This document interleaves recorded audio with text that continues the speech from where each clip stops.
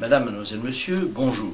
Nous sommes aujourd'hui le 27 mars 2008 et j'ai le plaisir de vous présenter le 42e numéro d'Entre nous soit dit. Au cours de ce numéro, nous allons évoquer les questions économiques et financières internationales et la situation de la France aussi. Et j'ai le plaisir d'accueillir Éric Revel. Bonjour Éric. Bonjour Claude. Éric Revel, tout le monde le connaît, il est écrivain, journaliste, et il dirige le journal de l'économie sur LCI, qui est un des journaux télévisés qui font autorité et qui accueille chaque jour des personnalités très importantes de la vie politique et économique. Je dis politique parce que lorsqu'un sujet économique est à traiter, en réalité c'est moins un journal politique qu'un journal économique, mais enfin on y voit quand même un certain nombre de ministres et surtout un nombre important d'acteurs de la vie économique. Pardon. Donc, mon cher Éric, nous nous sommes vus il n'y a pas si longtemps, il y a quelques mois de cela, et vous aviez évoqué un certain nombre de pistes de réflexion qui, hélas, se sont avérées, j'allais dire prometteuses, non, qui se sont révélées justes. Nous étions l'un et l'autre inquiets sur l'évolution de la situation économique française. Elle ne s'est pas manifestement beaucoup améliorée depuis, et surtout que la crise internationale vient apporter encore quelques lueurs très inquiétantes sur la situation. D'ailleurs, M. Trichet ne s'est pas caché pour dire il y a 2 jours que nous n'étions pas au-delà du pire, nous étions encore en deçà. Alors nous évoquerons tout cela, mais je vais tout d'abord présenter vos derniers ouvrages. Le tout dernier, c'est En quel honneur? Alors c'est un titre qui peut surprendre certains et une photo de couverture qui peut surprendre également, mais c'est tout simplement, ce n'est pas parce qu'Éric Revel qui vient de recevoir la Légion d'honneur a voulu s'en vanter, bien au contraire, c'est tout simplement parce qu'il a voulu démontrer que quand on est issu d'un milieu qui n'est pas favorisé et qui est un milieu où on travaille, un milieu on pourrait qualifier de populaire tout simplement, au meilleur sens du terme, on peut accéder à des responsabilités très importantes et même à la reconnaissance de la République, puisque cette médaille récompense les services rendus à la République, à l'État, par les personnes qui la reçoivent. Et puis, dans un tout autre contexte, pardon, et dans un tout autre style, Éric Revel écoute Petit Français, un ouvrage que je présente à la caméra, aux éditions Jean-Claude Lattès. Le précédent est à Timé Édition. Petite maison d'édition. Petite maison d'édition, sympathique. Et donc, Écoute Petit Français, qui est un ouvrage qui a paru il y a tout juste 3 ans, et en mars 2005, c'est ça exactement. Et donc, c'est un ouvrage où je dirais que c'était une forme d'avertissement que vous aviez lancé aux Français. Et au fond, est-ce qu'aujourd'hui, cet avertissement vous paraît avoir été entendu, mon cher Éric ? Écoutez, pendant la campagne de Nicolas Sarkozy, j'avais vraiment l'impression qu'il était entendu, cet avertissement sur le besoin de réforme, au meilleur sens du terme. Depuis que Nicolas Sarkozy a été élu président de la République, j'ai l'impression qu'on n'est pas passé, malheureusement, de la théorie à la pratique. C'est-à-dire que Nicolas Sarkozy est un formidable battleur, c'est un orateur hors pair. C'est une éponge dans le bon sens du terme. C'est un type qui capte vite les dossiers, qui les comprend vite, qui les décortique, qui est relativement bien entouré, comme on sait être entouré quand on fait de la politique. C'est-à-dire, pour bien se garder, il faut un homme à gauche et un homme à droite. Hein, c'est un peu Guénaud et Guéant. Mais pour le reste, il faut dire que, pour l'instant, Nicolas Sarkozy donne l'impression de se chiraciser. C'est-à-dire qu'il est rattrapé, sinon par les réalités politiques, par les réalités économiques, et qu'en dépit du discours actuel qui est de dire ce n'est pas parce qu'il y a une difficulté qu'il ne faut pas franchir l'obstacle, on a l'impression quand même, vous savez, c'est toujours la même chose, plus on le dit, moins on le fait. L'obstacle, il est au moins double, il est la société française qui, comme d'habitude, a peur dès qu'on lui parle de changement, et puis il est que le contexte international dont vous parliez tout à l'heure se dégrade très fortement, et il faut reconnaître qu'en général, la droite n'a jamais vraiment de chance quand elle arrive au pouvoir, la droite entre guillemets, puisqu'en général, elle arrive avec un contexte international économique dégradé. Donc on est dans cette double position, un revers aux élections municipales, le président de la République qui nous explique qu'il a changé dans son style, mais qui ne semble pas passer de la théorie à la pratique. C'est-à-dire qu'aujourd'hui, la dette française continue de croître, Madame Lagarde l'a annoncé, le déficit, le fameux critère de Maastricht, déficit PIB, va atteindre tranquillement les 3% l'année prochaine. Là où on imagine une croissance à 1,7, les experts les plus sérieux nous parlent plutôt d'1,4, voire d'un 3. Et vous comprenez que lorsqu'on revoit à la baisse fortement ce genre de ratio, les recettes budgétaires qui vont avec s'effondrent. Et comme dans le même temps, et la courbe, qui n'est pas une courbe, qui est une droite, est éloquente, les dépenses publiques ne cessent d'être linéairement montantes, alors il y a de plus en plus un ciseau, un gap entre la difficulté d'avoir des recettes en période de crise, surtout quand on ne fait pas de réforme, et puis l'envolée des dépenses publiques qui ne cessent pas. Et c'est quand même la grande mauvaise surprise. C'est qu'on avait cru, alors peut-être que 9-10 mois ne sont pas suffisants, mais on avait cru que Nicolas Sarkozy était le candidat et le président de la réforme. Bon. Alors en même temps, on a quand même encore une chance historique. Le pire n'est jamais certain. L'avenir, par définition, est devant nous. Il y a 2 élections qui comptent pour du beurre, finalement, quand on est président de la République, et qui vont arriver, les régionales et les européennes. Non pas que les européennes n'aient pas de sens, mais en tout cas, elles ne vont pas bouleverser la donne politique au plus haut niveau dans ce pays. Les régionales n'ont aucun intérêt. La gauche a gagné 20 régions sur 22, on ne peut pas faire pire à droite. Donc, si on est courageux et qu'on fait des réformes, allez, on en perdra 2 de plus maximum. Bon, c'est un drame absolu. On ne peut pas tomber plus bas. On ne peut pas tomber plus bas, enfin pas beaucoup plus bas. Les européennes, les nonistes vont sans doute donner de la voix, mais enfin, ils sont moins audibles qu'ils ne l'ont été. Donc, la chance historique d'avoir du courage pour réformer, elle est quand même là. Moi, j'ai l'impression qu'au moment où la France va prendre la présidence de l'Union européenne, au moment où Nicolas Sarkozy va être le président, entre guillemets, en titre de l'Union européenne, nous sommes devenus des passagers clandestins de l'Union économique et monétaire. Nous donnons des leçons à la terre entière, comme je le rappelais dans un coup de petit français. On est capable de dire à un pays de l'Est, mais vous n'êtes pas dans les clous et ce n'est pas bien. Mais quels sont les critères économiques et financiers libellés à Maastricht que la France respecte aujourd'hui? Rien. Okay. Et on va être dans la position d'exercer le rôle de président, d'être à la présidence de l'Union européenne, alors que l'on ne respecte plus les critères de Maastricht. On est virtuellement en dehors de l'euro, en réalité, puisqu'on ne respecte pas ces critères. Donc, c'est bien de faire un peu d'esbrouf à Londres, aux côtés de Sa Majesté. C'est bien de représenter dignement le pays. Enfin, d'essayer. D'essayer, mais c'en est une autre, de dire il faut continuer à faire ces réformes. Et pour l'instant, on n'en voit pas, j'allais dire presque le début. D'ailleurs, votre tableau, je dois confesser qu'il est, hélas, l'image même de la réalité, me faisait penser à ce que déclarait le Premier ministre, le président du gouvernement espagnol, l'ancien président, M. Aznar, à l'Express. Dans une interview qu'il a donnée il y a quelques jours ou quelques semaines, il a indiqué qu'en fait, il avait fait dans les 2 premiers mois de son arrivée au gouvernement espagnol toutes les réformes qu'il devait faire. Alors, il les avait lancées, bien entendu, elles n'étaient pas achevées, mais il avait bien indiqué que c'était cela qu'il avait voulu faire. Il avait eu raison.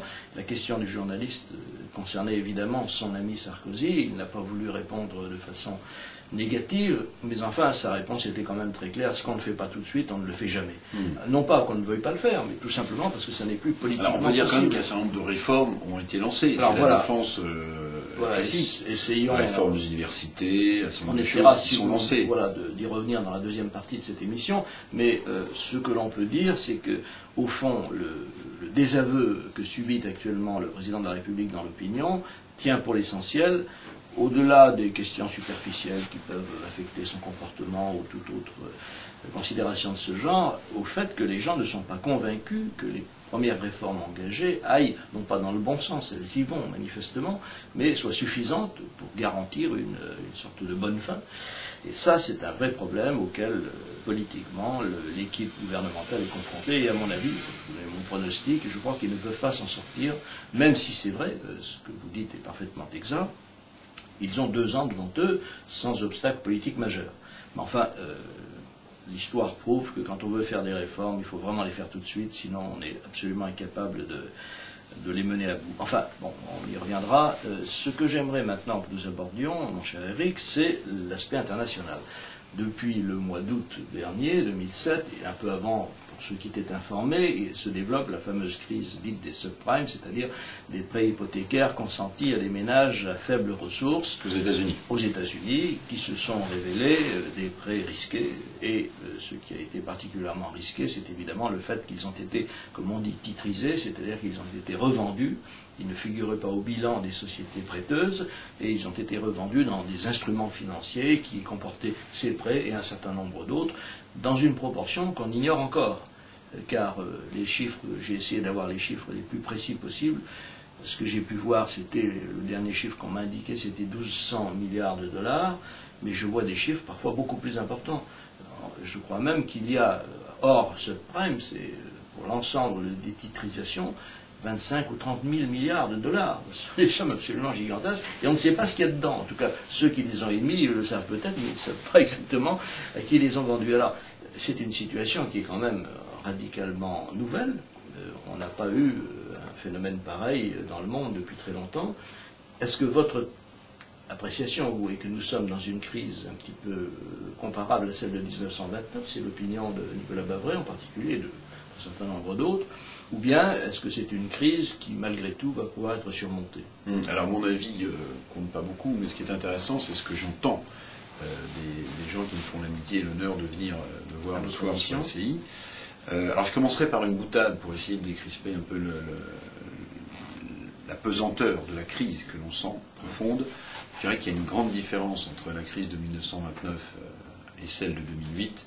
C'est que, comme maintenant il y a de l'air conditionné dans les buildings à Wall Street, les gens ne pourront plus jeter par les fenêtres. Les fenêtres sont fermées hermétiquement. Les fenêtres sont fermées. Pour le reste, et là je redeviens sérieux, la profondeur de la crise ne fait aucun doute.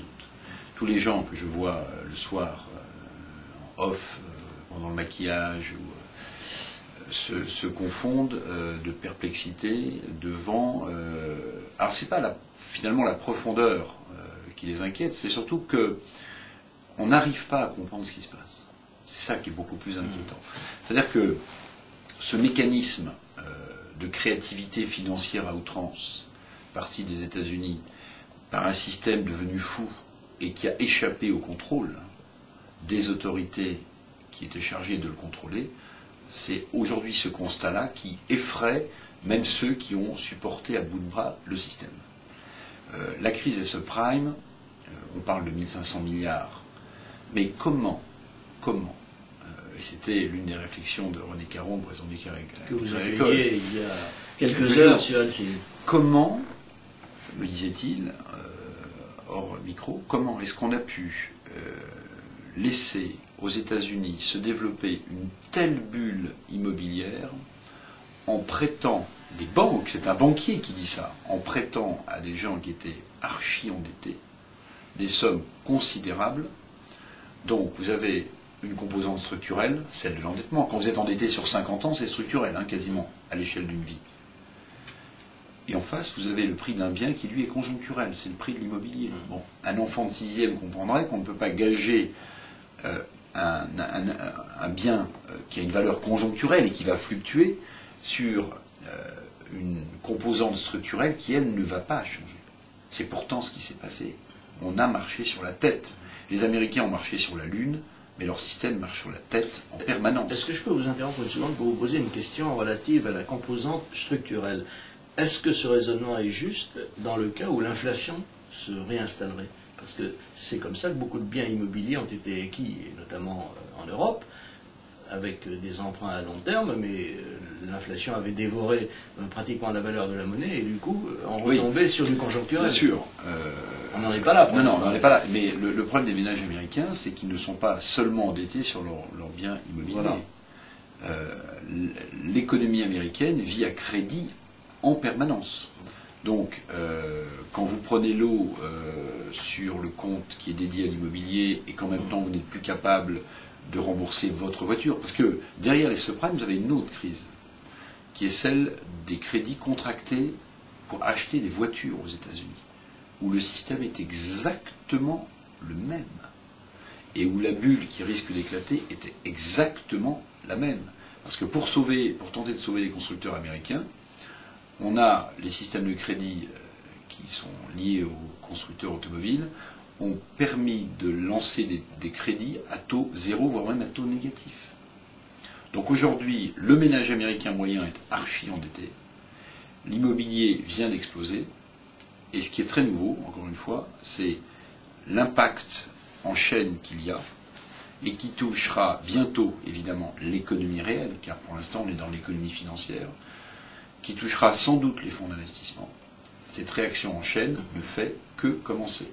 Vous avez des sommes considérables, vous les citiez tout à l'heure, Claude, et en face, vous avez les petits biscottos des réserves fédérales, des banques centrales, qui ne peuvent mettre sur la table que quelques centaines de milliards de dollars.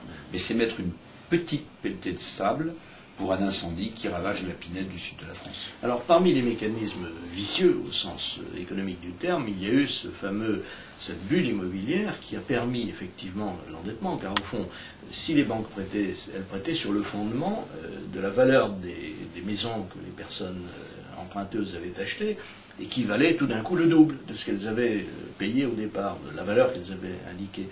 Donc, les banques reprêtaient sur le double.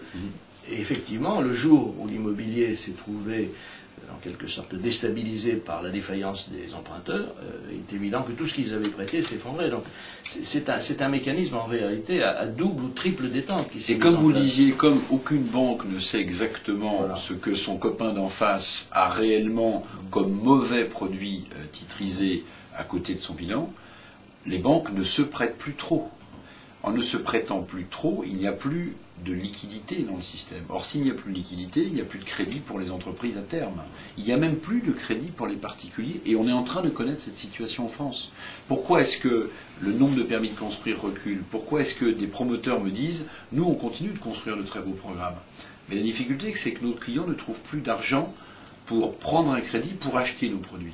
Résultat des courses, très simple.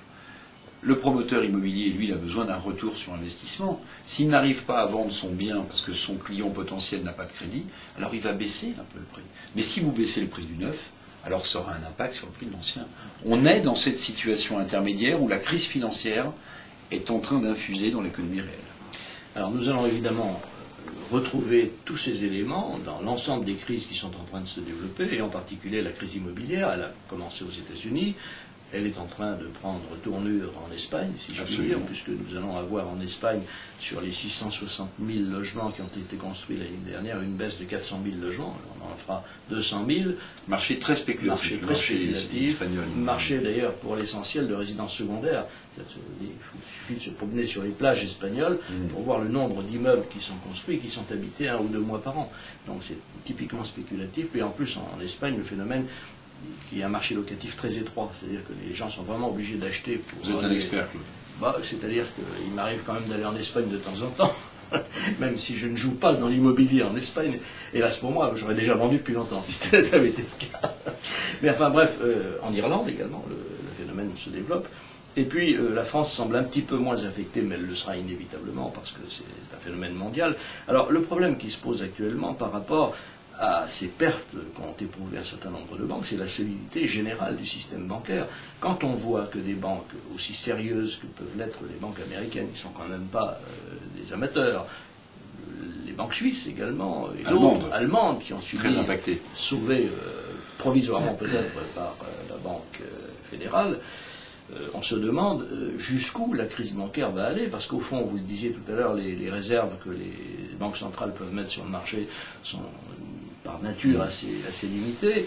Et puis il y a aussi un autre aspect qui m'a amusé. J'ai découvert l'autre jour, en lisant un article ou un livre, que M. Bernanke, avant qu'il ne devienne le président de la Réserve fédérale américaine, il était professeur et spécialisé dans la crise de Madoff. Voilà. Donc c'est l'homme, the right man in the right place, si l'on peut dire. Peut-être. Peut-être.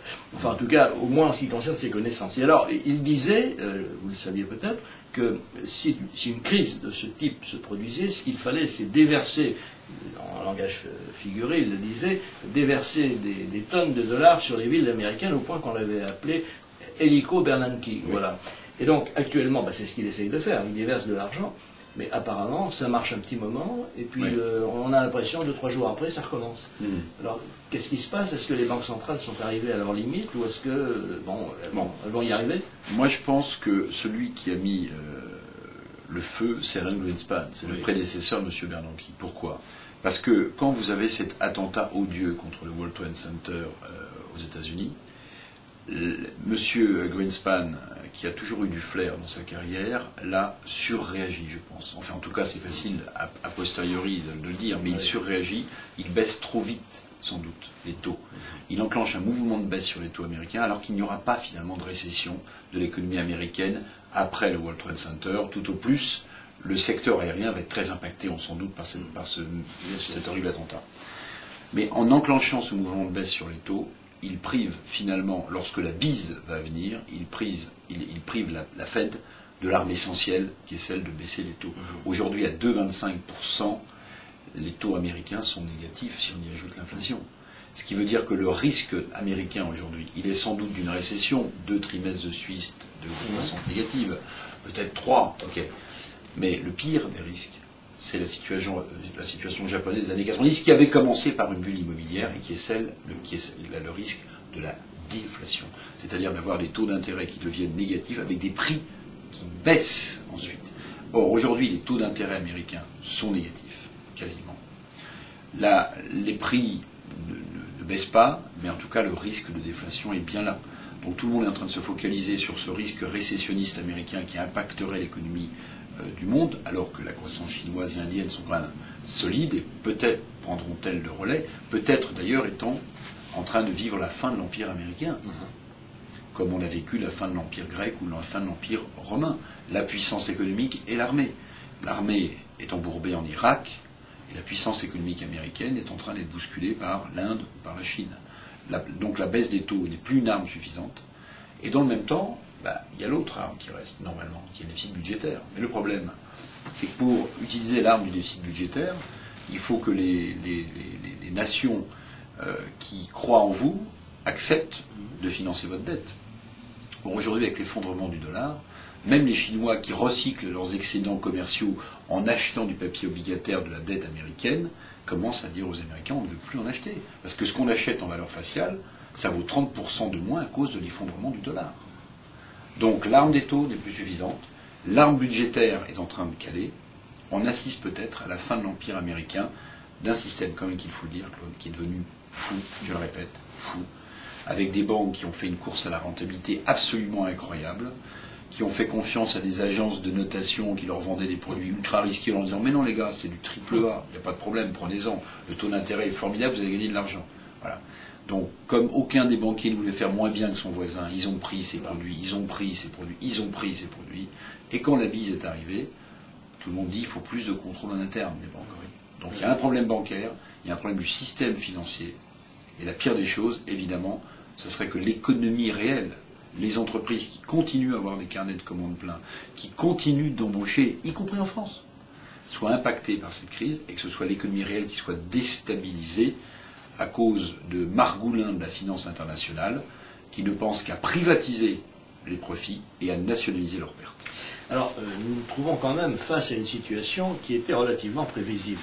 Je ne veux pas jouer les prophètes a posteriori, ce qui n'est pas la définition idéale d'un prophète, mais quand on a eu ce fameux ratio de 15%, de retour de 15% sur investissement, n'importe quelle personne sensée ne pouvait que dire comment peut-on, de façon régulière et récurrente, obtenir de tels retours sur investissement dans une économie qui croît au mieux autour de 3 ou 4%, ce qui était le cas aux États-Unis, parfois beaucoup moins, c'est le cas en Europe, une productivité qui n'augmente pas de 2% par an, donc des profits de 15% par an ne peuvent être que des profits spéculatifs. Or, quand ces profits spéculatifs, et vous venez d'en décrire finalement le déroulement, affectent l'ensemble du système des banquiers et des investisseurs parce qu'il leur faut afficher de bons résultats, on se trouve face à une situation qui devient effectivement folle, et encore plus folle quand on sait que ces fameuses agences de notation, non seulement n'ont pas bien noté, mais qu'elles étaient les conseillères des prêteurs qui faisaient ces fameux des obligations titrisées. Vous voyez ce qui me révolte, Claude, ce qui me révolte. La spéculation, c'est une manière de s'enrichir, que je goûte peu, parce que moi je considère que le travail est une valeur. Bon. Mais ce qui me sidère et ce qui me met en colère dans ce système financier international, c'est que lorsque les Golden Boys, des hommes de marché, gagnent beaucoup d'argent, ils gardent pour eux leurs primes faramineuses, qui n'ont aucun rapport avec le travail effectué. Si on considère que le travail a une vraie valeur, alors on peut se demander pourquoi un Golden Boy va avoir un bonus de 2 millions de dollars par an. Bon. Mais soit. Mais lorsque le couvercle se renverse, lorsque le marché dégringole, lorsque les pertes sont colossales, que demandent les banquiers? Que demandent les gens de marché?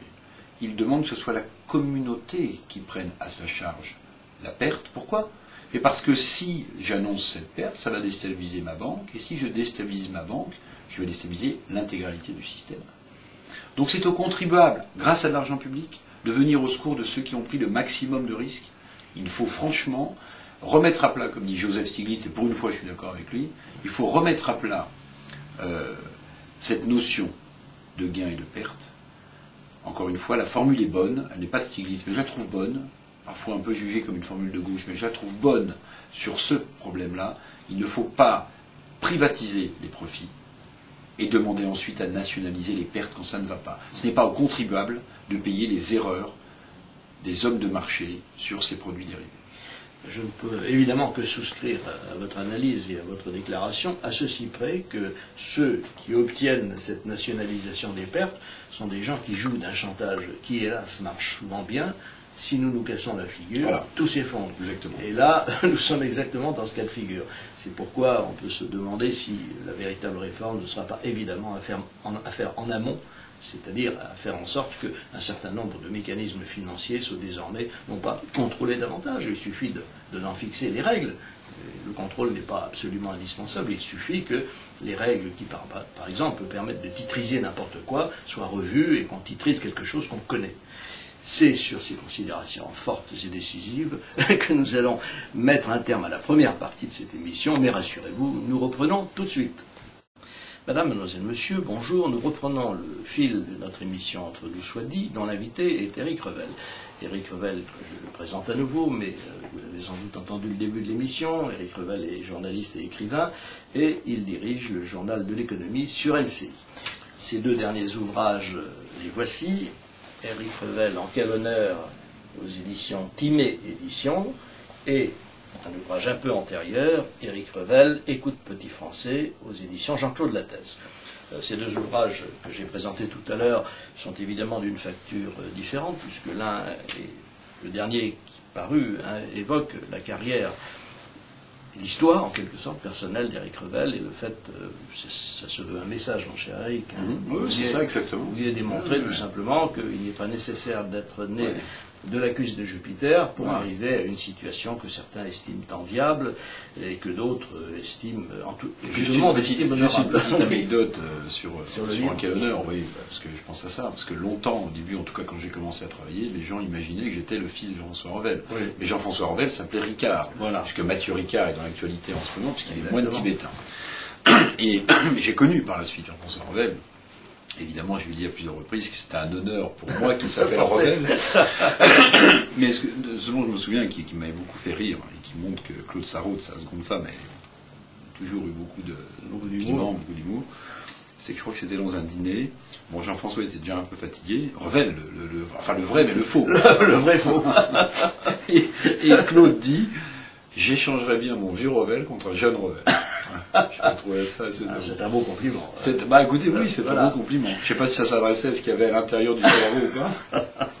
Enfin, en tout cas, ce livre, donc, en quel honneur, qui a été écrit à l'occasion de la décoration de la Légion d'honneur que vous a remise la ministre de l'économie, Madame Lagarde, est destiné, en fait, tout simplement à expliquer à ceux qui vous connaissent, et ils sont très nombreux puisque vous avez des millions de téléspectateurs, que l'espoir est quelque chose qui existe et que lorsqu'on... Oui, puis en quel honneur, parce que quand un journaliste reçoit la Légion d'honneur, vos petits collègues, vos petits confrères ne vous loupent pas, c'est-à-dire qu'ils se disent mais c'est pour service rendu au pouvoir ou pour service à rendre.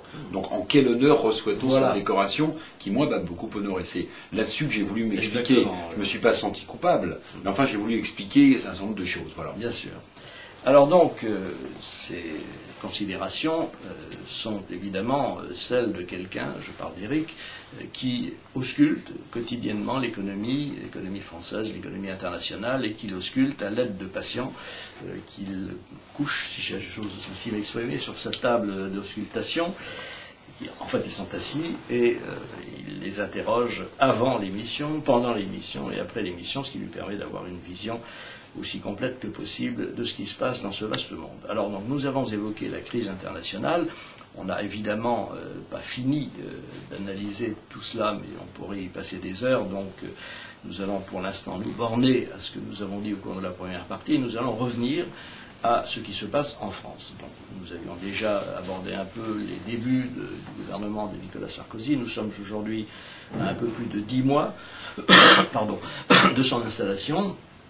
Et le bilan est évidemment assez contrasté, puisque d'un côté, il y a un certain nombre de réformes qui, sans être décisives, ne sont quand même pas totalement négligeables, et de l'autre, une cote de popularité, une déception de l'opinion qui sont manifestes et qui ont été, en quelque sorte, matérialisées par... Ce qui est un peu incroyable, si vous voulez, c'est une grande première, je trouve, dans la Ve République, c'est que, habituellement, quand les courbes de popularité dont vous parliez, Claude, se croisent entre le chef de l'État et son Premier ministre, il avait dit c'est mon collaborateur. C'est ça. Bon, en général, la courbe du chef est plus élevée que celle du collaborateur. Or, on assiste à un truc jamais vu dans la Ve République, c'est que les courbes se sont inversées, mais dans l'autre sens. C'est-à-dire que François Fillon est devenu plus populaire que Nicolas Sarkozy. Alors on se dit, mais ce ne serait pas grave que Nicolas Sarkozy soit moins populaire qu'il l'a été lors de son élection, au moment de son élection. Ce ne serait pas grave si cette impopularité était due au fait qu'il a mis en place des réformes lourdes et impopulaires qui lui vaillent aujourd'hui cette... Mais tel n'est pas le cas. Mais tel n'est pas le cas. Alors, c'est ça qui est le plus troublant.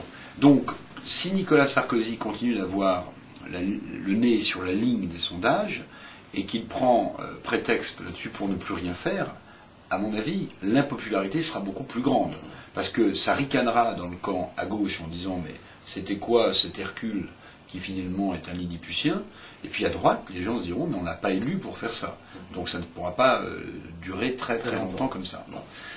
Alors Nicolas Sarkozy, après les élections municipales, a toujours réemployé ce discours volontariste qu'on lui connaît, qui est de dire « je ne renoncerai pas aux réformes ». François Fillon, son ex-collaborateur, qui aujourd'hui lui sert de bouclier, va dans le sens du président en disant « nous n'allons pas renoncer aux réformes ». Bon. Mais pour l'instant, encore une fois, le mouvement est enclenché sur les universités, sur les régimes spéciaux de retraite à la SNCF, sur lesquels retraite, il y aurait beaucoup de choses à dire, sur lesquels retraite, bon. Alors, le mouvement est enclenché, mais de ce que mes patients que j'ausculte le soir me disent, le mouvement est enclenché, mais on ne va pas au fond des choses. On fait peut-être aussi de la communication sur la réforme. Quand vous sentez l'air frais sur le visage, deux choses l'une. Ou bien c'est le mouvement que vous faites, parce que vous courez très vite, qui crée cette dépression d'air, ou bien vous agitez les bras, ça crée aussi du vent, mais ce n'est pas du mouvement, ce sont des moulinets. Aujourd'hui, on a eu un mouvement au début du quinquennat de Nicolas Sarkozy, et on a l'impression qu'aujourd'hui, le vent que l'on sent parfois sur le visage est plus dû à des moulinets et des gesticulations politiques. Alors, mon sentiment à vous écouter et à regarder... Je ne sais pas si vous êtes d'accord avec cette analyse. Je suis totalement d'accord avec cette analyse. Je la crois à la fois fondée et bien imagée. Elle est pédagogique, elle donne bien l'image que l'on ressent. D'ailleurs, j'ai l'impression que votre pédagogie retrouve et recoupe assez bien le sentiment populaire.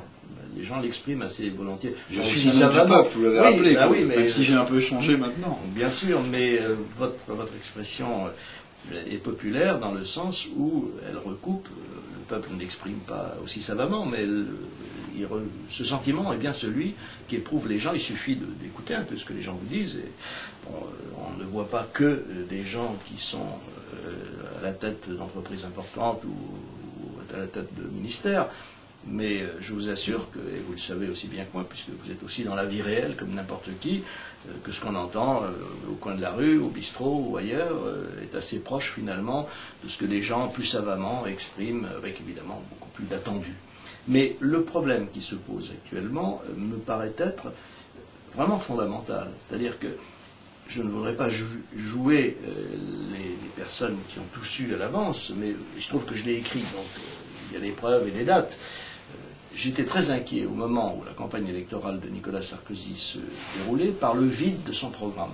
Non pas sur le plan des principes, qui me paraissaient très bons, mais sur le plan des mesures à prendre. Or, je ne crois pas qu'en politique, on puisse vraiment obtenir l'assentiment d'un peuple difficile, comme l'est le peuple français, sans lui avoir vendu, entre guillemets, un certain nombre de choses, parfois même désagréables, qui ne figuraient pas dans son programme. Et pour ne prendre que 2 exemples, il y a quand même 2 points qui sont majeurs dans la situation actuelle. Le premier, c'est qu'il n'y a aucune baisse des dépenses publiques, sauf très épisodique avec un remplacement relativement moindre de fonctionnaires partant à la retraite, et rien sur le social, absolument rien. Or, le social, c'est 500 milliards d'euros. L'État, ça représente un peu moins de 300 milliards. Je veux dire que si on ne fait rien sur ces 2 secteurs-là, on n'a pas l'ombre d'une chance de parvenir à quoi que ce soit. Donc, est-ce que vous avez le sentiment qu'il soit conscient au gouvernement de ce que ces réformes sont à faire et qu'elles sont à faire vite? Oui, moi je pense qu'ils sont tout à fait conscients, bien que plus personne ne parle, vous l'aurez noté, aujourd'hui, au niveau de la dette en France. Hein, le grand rapport Pébro, elle a quasiment disparu des propos et des discours, mais elle n'a pas disparu des bilans. Elle continue même à croître. Hein. Christine Lagarde l'a même annoncé il y a 2-3 jours, hein, que la dette française continue de croître. Donc la conscience est là. Nicolas Sarkozy s'intéresse-t-il à l'économie? Grande question, comme ses prédécesseurs, je ne suis pas certain. Je ne suis pas certain que ce soit une priorité. Il a dit lui-même à Lyon. Vous savez, finalement, les hommes politiques, même au plus haut niveau, ne sont que le produit du système éducatif. Oui. Même lui. Ben oui, même lui. Donc ce qui me fait rire, c'est que souvent vous écoutez des profs, enfin ça me fait rire moyennement, vous allez voir, vous écoutez des profs qui vous disent, vous savez, plus ça va, plus le niveau des élèves baisse. Bien. Et à force de dire ça, il faut bien reconnaître qu'un président de la République qui a 55 ans a été plus récemment lycéen ou étudiant qu'un chef de l'État, un ancien qui en a 75. Ce qui veut dire que cette baisse du niveau de l'éducation et donc du rendu a fini par affecter, y compris le président de la République. Ah oui. Et moi, je suis un peu bouleversé.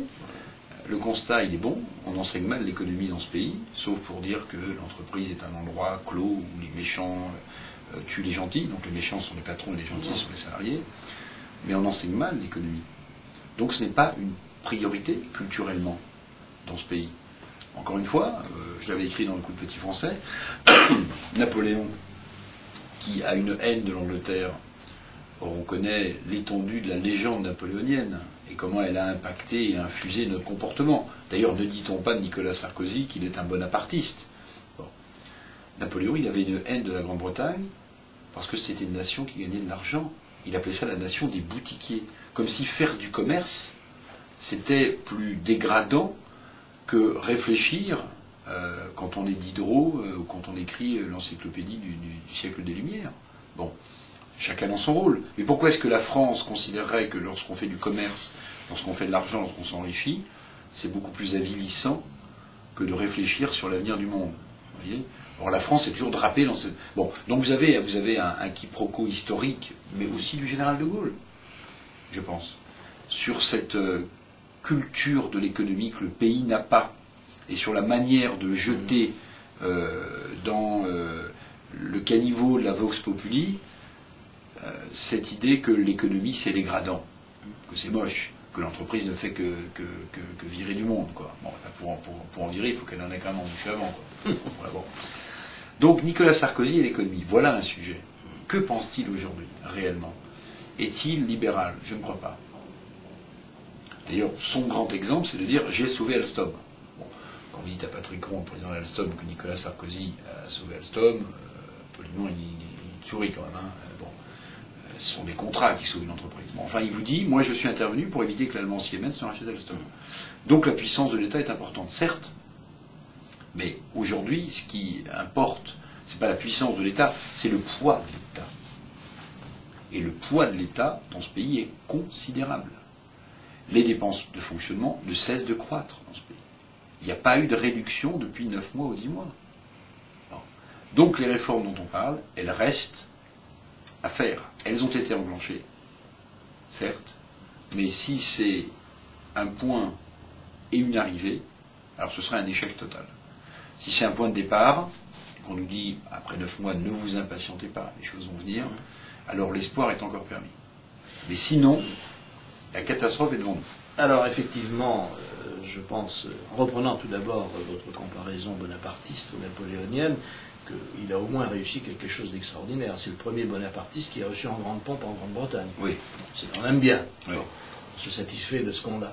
Mais pour redevenir sérieux, je crois qu'en effet, la question telle que vous la posez est bien celle qu'il faut se poser. Prenant Woody Allen, je vous dis, c'est bien la réponse, mais quelle était la question déjà? Bon, la question, nous la connaissons. C'est effectivement réduction des dépenses publiques, réduction des dépenses sociales. Personnellement, je ne crois pas une seule seconde que le gouvernement soit capable aujourd'hui, je dis bien après les 10 mois qui viennent de s'écouler, de reprendre la main d'une manière décisive. Vous ne pensez pas? Oui. Non, je ne le pense pas. Je le souhaite, bien évidemment. J'aimerais que ces réformes soient faites et rapidement, mais je ne le crois pas. L'histoire politique nous enseigne que c'est impossible. Il faut avoir une bonne assise politique pour le faire, et je dirais même que certains disent les 100 premiers jours. Oui, bien sûr, 100 premiers jours, c'est très peu, c'est 3 mois. Mais c'est même encore plus rapide que ça. Oui. Et dans le cas de Napoléon, c'est les 100 derniers qui ont les 100 derniers qui ont... Oui, c'est un autre sujet. Mais ce qui est certain, c'est que ces réformes ne sont possibles que quand on arrive avec des réformes toutes prêtes. On ne peut pas, si on veut réformer un pays comme la France, qui est un pays complexe, qu'on le veuille ou non, avec un État développé. Donc vous êtes très pessimiste? Ah, je suis extrêmement pessimiste. Il n'y aura pas de réforme de fait dans ce pays? Non, je crois qu'il n'y en aura pas. C'est à mon grand regret. Je souhaiterais, et même encore aujourd'hui, la description que vous avez faite du calendrier me paraît tout à fait convaincante. Je veux dire que, effectivement, nous avons 2 ans devant nous sans obstacles politiques majeurs. Mais il y aura peut-être tous les obstacles politiques qui naîtront de la situation. C'est un autre sujet. Qui recoupe d'ailleurs le premier. Mais je ne pense pas que l'équation politique de l'équipe gouvernementale actuelle soit de nature à changer la donne, sauf dans un cas qui, à mon avis, mais en même temps, Claude, finalement, dans sa campagne électorale, Nicolas Sarkozy nous avait averti. Il disait tout à l'heure, est-ce qu'il n'est pas en train de se chiraciser? Mais Chirac nous avait fait le coup de la fracture sociale, oui. Mais Nicolas Sarkozy nous a fait le coup du pouvoir d'achat. Oui. Finalement, c'est à peu près la même chose. C'est la même chose, et ça a pris le même temps. Chirac est élu au mois de mai 95 et c'est au mois d'octobre qu'il annonce le tournant de la rigueur. Sarkozy est élu au mois de mai, alors il a 2 mois de plus, c'est le 8 janvier qu'il indique que les caisses sont vides et qu'on ne peut rien faire. Donc le temps est absolument le même et il se trouve que les 2 conseillers, le conseiller principal dans les 2 cas, c'est M. Guénaud. Bon, alors je ne veux pas non plus faire porter à M. Guénaud un poids plus important qui est le sien, mais il est évident que ces 2 présidents, M. Chirac et M. Sarkozy, alors, ne sont pas arrivés avec son gardée, Claude, puisqu'on en est à faire des parallèles historiques. Oui. Moi, il me semble, mais je vais vous demander votre avis, il me semble qu'on est dans une situation à peu près proche de 80-83. 80, François Mitterrand, des ministres communistes, relance par la demande, augmentation des salaires, inflation, alors les caisses qui étaient pleines, l'évaluation se vide. 83, tournant de la rigueur, Jacques Delors, ministre des Finances, qui dit à l'encan, ne vous moquez pas du FMI, la France pourra avoir besoin d'y emprunter. Bon. Aujourd'hui, on est dans une situation peut-être, je demande votre avis, comparable, c'est-à-dire toutes choses étant égales par ailleurs. On voit bien que Nicolas Sarkozy a été élu confortablement, il a fait ce choc fiscal, il s'est pris le retournement de conjoncture internationale. Ce choc fiscal est tombé un peu à l'eau et ne crée pas la synergie en termes de croissance qui était évidente. Les caisses sont vides, il l'a dit, la dette augmente, le déficit par rapport à la croissance de la richesse en France augmente. Il va bien falloir qu'il sonne la fin de la récréation. Donc on aura peut-être une période qu'on a connue 80-83, et puis une période 2008, je dis n'importe quoi, 2010, où Nicolas Sarkozy changera complètement de politique et sonnera la fin de la récréation. Alors, effectivement, je pense que votre comparaison est très fondée. Il y a quand même une petite différence qui saute aux yeux, c'est que entre 1981 et 2008, il s'est quand même écoulé presque un tiers de siècle, et que ce tiers de siècle a beaucoup changé la nature des problèmes. Les réserves que nous avions encore en 1981, même si nous étions dans une mauvaise situation, n'existent plus aujourd'hui, l'endettement a accru de façon considérable, etc., etc. Mais le vrai problème qui se pose va être à ce moment-là un problème politique. C'est-à-dire que je crois que la gauche, quand elle est arrivée au pouvoir, était pleine d'espoir, 23 ans d'éloignement du pouvoir. Donc, la droite, non, elle n'était pas pleine d'espoir quand Nicolas Sarkozy est arrivé au pouvoir. Non, pas vraiment. Non, je pense qu'elle avait une envie de réaction, au au meilleur sens du terme. Elle pensait que la dérive était... C'est-à-dire, comme d'habitude, on n'a pas voté pour Mitterrand mais contre Giscard, on n'a pas voté pour Sarkozy mais contre Royal. Peut-être, en tout cas, en grande partie, je crois que la droite, au sens large du terme, parce qu'il n'y avait pas que des électeurs de droite qui ont voté Sarkozy, il y a quand même un électorat populaire qui s'est rallié à lui, notamment en raison de la médiocrité de la candidature socialiste, qui a quand même fait 47%, c'est quand même pas négligeable. Mais je pense surtout que le fond du problème, c'est que la France n'est plus aujourd'hui ce qu'elle était il y a 30 ans, elle est beaucoup plus pauvre, en raison des dettes, en raison des déficits récurrents, et que d'autre part, vous savez, je le cite souvent, mais je trouve que c'est très, très instructif. Il y a une pièce de Françoise Dorin qui s'appelait La Facture, qui s'appelle toujours parce qu'elle existe encore, et elle était évidemment fondée sur une intrigue sentimentale. La facture qu'on payait, c'était celle qui était la trahison des sentiments ou la non-fidélité à tel ou tel engagement. Mais finalement, la France va payer la facture maintenant. C'est-à-dire que l'économie, et vous êtes le mieux placé pour le savoir, vous qui êtes en plus, je ne l'ai pas dit, mais docteur en finance, donc vous savez ce que vous dites, l'économie n'est pas une science totalement innocente. C'est-à-dire qu'il y a un moment où on vous présente la facture, et les banquiers savent très bien faire ça, même quand la facture, c'est eux qui ont besoin de la payer en ce moment.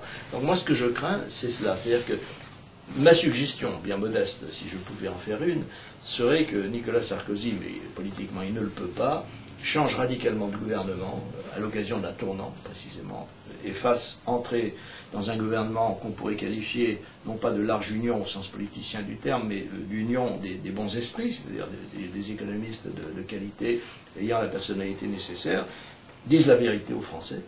Nous ne pouvons plus continuer comme ça, nous allons faire une politique qui va être difficile, qui va être désagréable, et au terme de laquelle nous allons nous en sortir. Je crois que c'est la seule chance. Très franchement, je ne sais pas si vous le pensez, je ne crois pas que Nicolas Sarkozy soit l'homme capable de s'apposter aux étranges lucarnes, comme disait le Canard enchaîné à une époque dans la cour, et de dire la vérité aux Français. Alors, qu'est-ce qui va se passer ensuite, si vous voulez ? Si on fait ce constat qui est très pessimiste, qu'est-ce qui va se passer ensuite ? Parce que derrière, il y aura une autre élection présidentielle. Oui. Les problèmes seront encore plus colossaux. La France sera encore plus pauvre.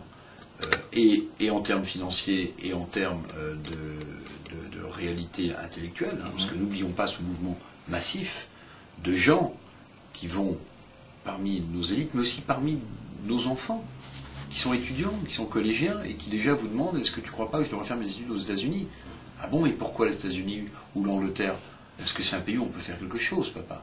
Ah bon, il y a 12 ans, tu sais ça ? Mais pourquoi tu sais ça ? Mais parce qu'on en parle, papa. La France, c'est peut-être plus l'endroit où il faut être. Vous vous rendez compte ? La richesse financière, c'est une chose. L'argent n'est jamais un problème. Plaie d'argent n'est pas mortel. Très bien. Mais plaie d'humanisme, d'intellectualisme et de réflexion, ça, c'est une plaie mortelle. Or, cette hémorragie-là, qui ne cesse, sera mortelle pour la France. 2 millions, plus de 2 millions de Français, différents, il y a des retraités aussi dans le nombre, vivent à l'extérieur de nos frontières, et effectivement, vous avez raison, ce mouvement s'accentue, et d'ailleurs, il frappe aussi des classes moyennes ou des classes populaires. J'ai entendu récemment des personnes qui ont des situations moyennes me dire qu'elles allaient tenter fortune, entre guillemets, dans des pays, même voisins, en Espagne, en Angleterre ou ailleurs. Et donc, on est effectivement dans une situation où la France se vide, d'une certaine manière, par hémorragie, du meilleur de sa substance. Mais pour revenir à la question que vous évoquiez tout à l'heure, celui de l'avenir, moi je pense qu'il n'y a plus comment dire, d'hypothèse ou d'hypothèque ou d'hypothèse politique. C'est-à-dire que je crois qu'on a épuisé absolument toutes les ressources de la classe politique. Il n'y a plus aujourd'hui d'homme de réserve. Si vous en connaissez un, je pense que l'opinion sera contente d'apprendre son nom, mais moi je n'en connais pas. Donc, ce qui ne veut pas dire qu'il n'y a que des gens médiocres, il y a des gens qui ont des qualités, et notamment certains sont même éminents, mais ils n'ont pas les qualités qu'il faut. Or, ce qui doit se passer, hélas, dans un pays qui va affronter une crise de cette nature, c'est qu'il va y avoir un grand brassage pour la redéfinition d'une nouvelle classe politique. Et ça peut se passer dans un grand désordre, parce qu'on ne sait jamais comment ce genre de situation évolue.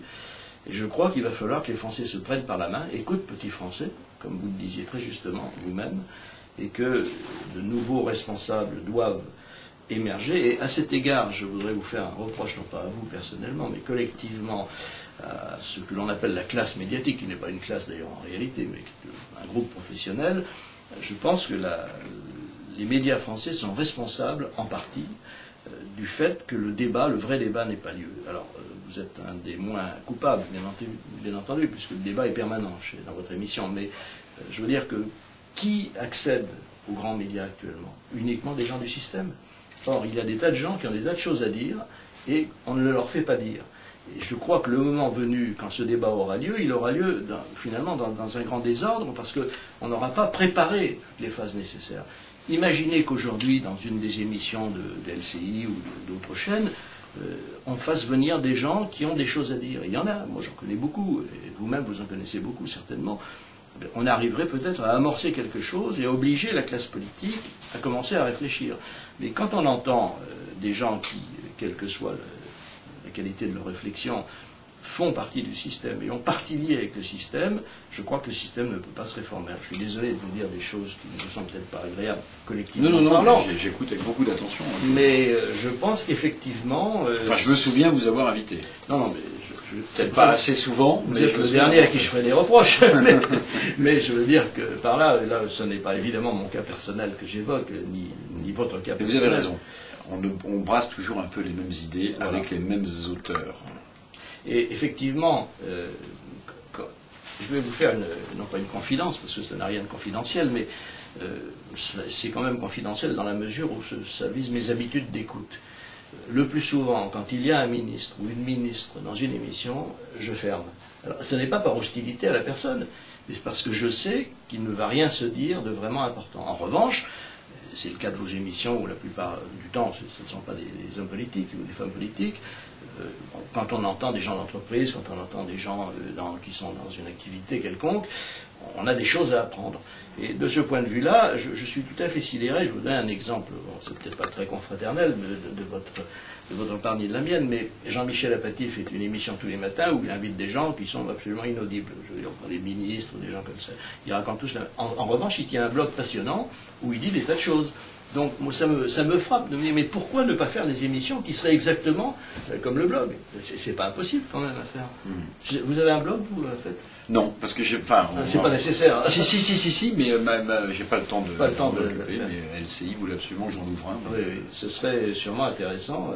Enfin, moi, j'appelle l'ensemble des médias à avoir une réflexion. Je veux surtout donner de leçons à personne, je ne suis pas là pour ça, mais je considère que ça devient maintenant un problème de sauvegarde publique, et que, effectivement, compte tenu... Et ce qui est frappant quand même, c'est qu'un journaliste, qu'on ne connaît qu'à travers sa prestation publique audiovisuelle, peut apparaître comme quelqu'un qui, au fond, n'a pas beaucoup d'idées. Mais dès qu'on l'entend ailleurs, je parle encore une fois de Jean-Michel Apathy, mais il y en a d'autres, on se dit, mais enfin, ce type a tellement d'idées, mais comment se fait-il qu'elle ne passe pas dans son émission? C'est tout à fait... C'est la question de l'autocensure journalistique dont je parle dans Quel honneur également.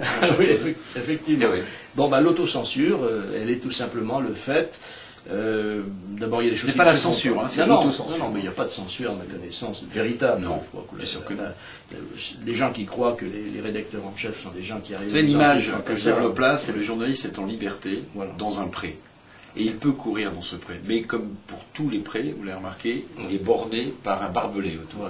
Voilà. Donc si vous faites un focus très serré sur le type qui est en train de courir, vous avez l'impression qu'il est en liberté. Si vous élevez votre champ de vision, vous allez apercevoir que le pré est plus ou moins grand, mais en tout cas il est toujours borné. Et si j'ai bien compris, s'il y a une voie ferrée, il regarde passer les vaches. Voilà. Les trains, pardon. Les vaches, c'est le train qui regarde passer les vaches. Donc je vais évidemment d'abord remercier Éric Revel de sa brillante prestation et des idées très fortes qu'il a exprimées. Je vais rappeler le titre de ses ouvrages. En quel honneur, donc paru aux éditions Timée Éditions. Un ouvrage qui est relatif au parcours personnel d'Éric Revel et professionnel, bien entendu. Et puis un ouvrage que je vous recommande, comme à chaque fois, car je le trouve vraiment prémonitoire et passionnant, Éric Revel, Écoute Petit Français, aux éditions Jean-Claude Lattès. C'est un ouvrage, effectivement, qui disait tout il y a 3 ans et qui dit aujourd'hui encore, car je le reprends assez souvent pour y retrouver quelques idées fortes que vous exprimez, qu'il y a encore bien des choses que nous gouvernants feraient bien de mettre en pratique. Madame, mademoiselle, monsieur, Il me reste à vous remercier de nous avoir suivis. Merci d'ailleurs de la fidélité que vous manifestez à H20 TV, qui se manifeste notamment par une augmentation régulière de notre audience et par des reprises très importantes faites par d'autres médias, d'autres sites internet, ce qui fait que notre influence, si j'ose immodestement en parler, n'est quand même plus négligeable. Merci, à bientôt, bon courage et vive la France.